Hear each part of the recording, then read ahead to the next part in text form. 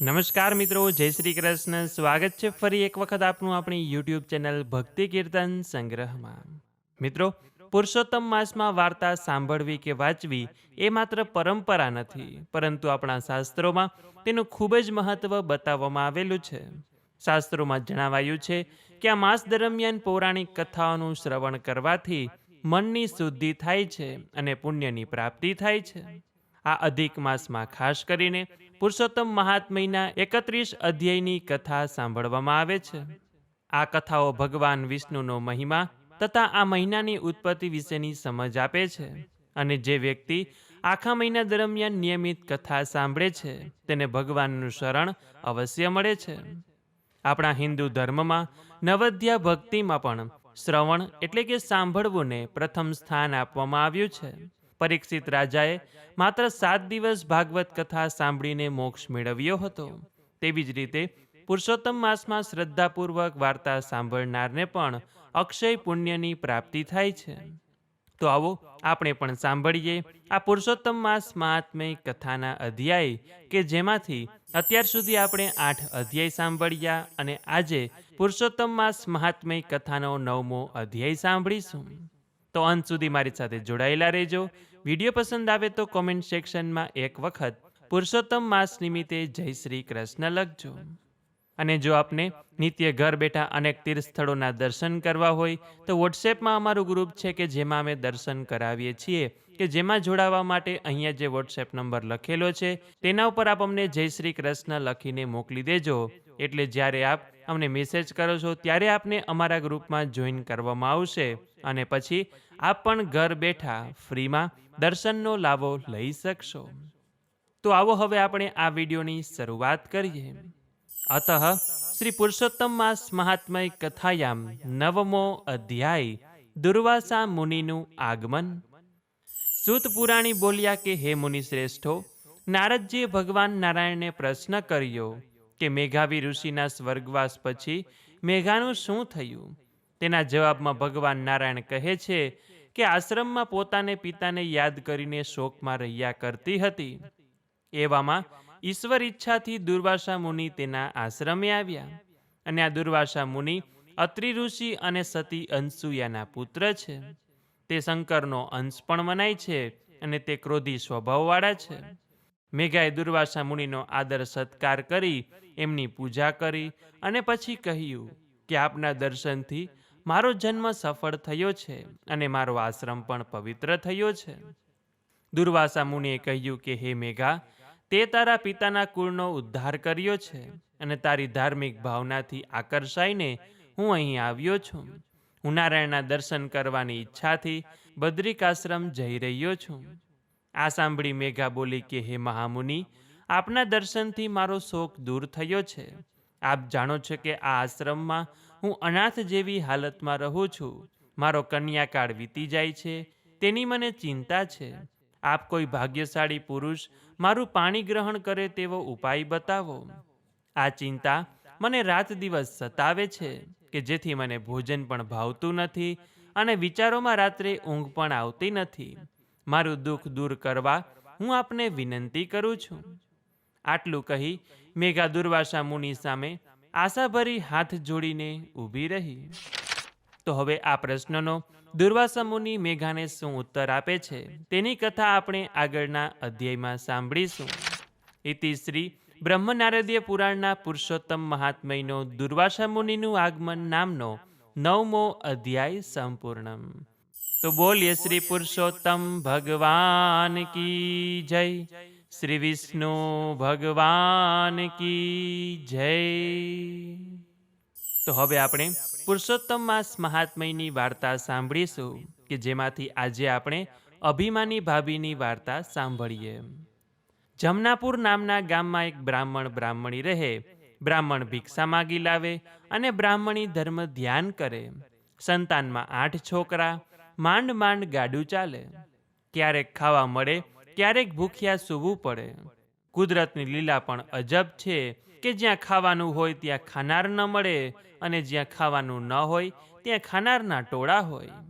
પણ બ્રાહ્મણી તો સંતોષી જીવ.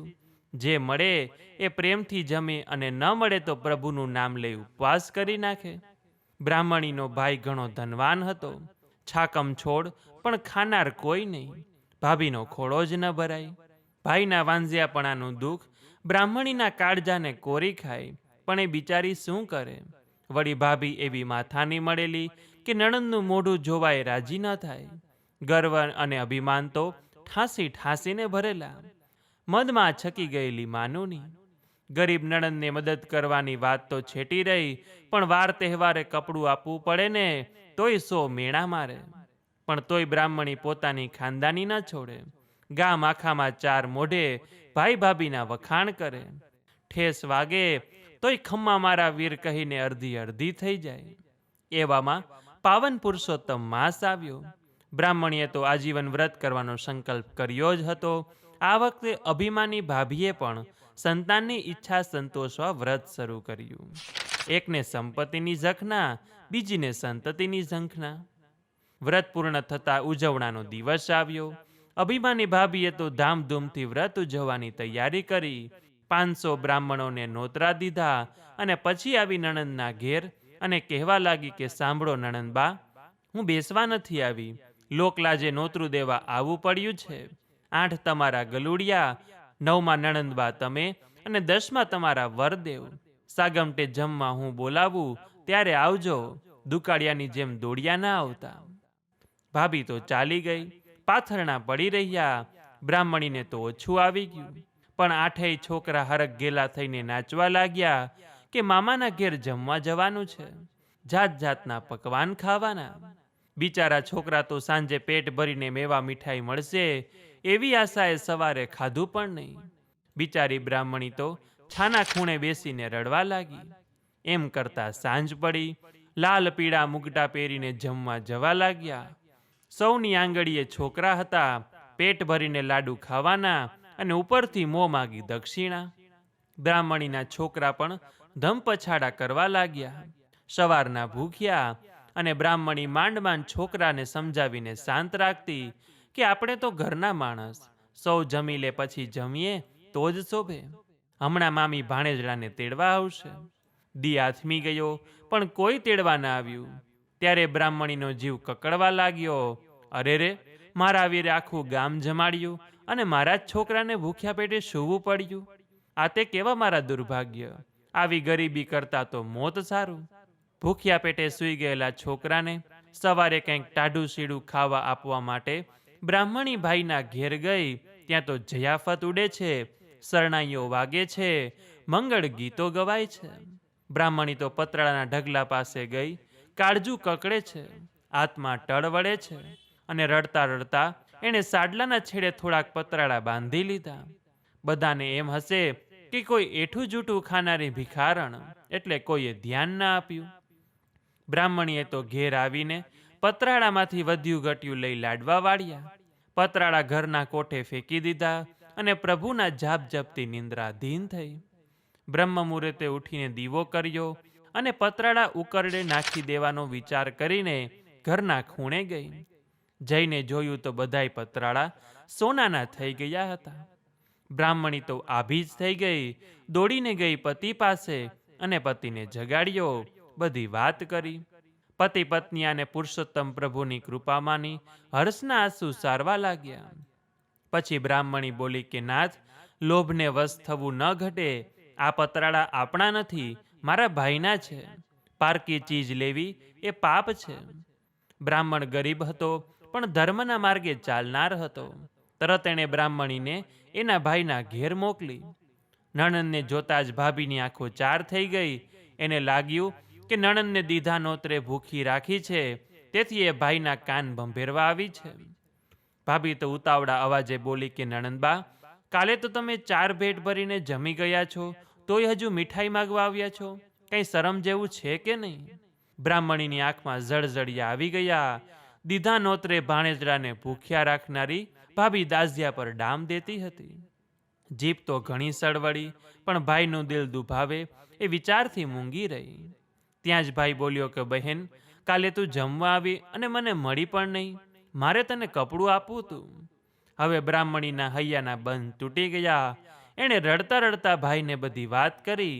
પછી પતરાળા સોનાના થઈ ગયા છે અને પોતે એ પાછા આપવા આવી છે એ વાત કરી. ત્યારે ભાઈની આંખમાં હેતના આંસુ આવી ગયા. દીધા નોતરે ભાણેજડા ભૂખ્યા રહ્યા એ વાત જાણીને એનું અંતર વલોવાઈ ગયું. ભાઈએ સોનાના પતરાળા બેનને આગ્રહ કરીને કપડામાં વીંટીને આપી દીધા. બેનની દિલાવરી અને ખાનદાનીને વારંવાર વંદન કરવા લાગ્યો. બ્રાહ્મણી સહર્ષ વદને પોતાના ઘેર પાછી આવી. બ્રાહ્મણી થોડુંક સોનું વેચી આવ્યા. ટોપલા ભરીને રૂપિયા આવ્યા.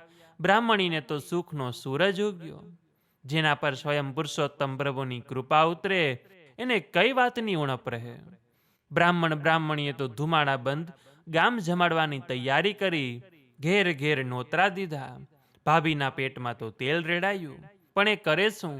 જેને 1000 હાથવાળો આપે ત્યારે 2 હાથવાળાનું ગજું નહીં. ધણીએ એને વાત કરી કે બેન પર તો પુરુષોત્તમ પ્રભુએ કૃપા કરી છે.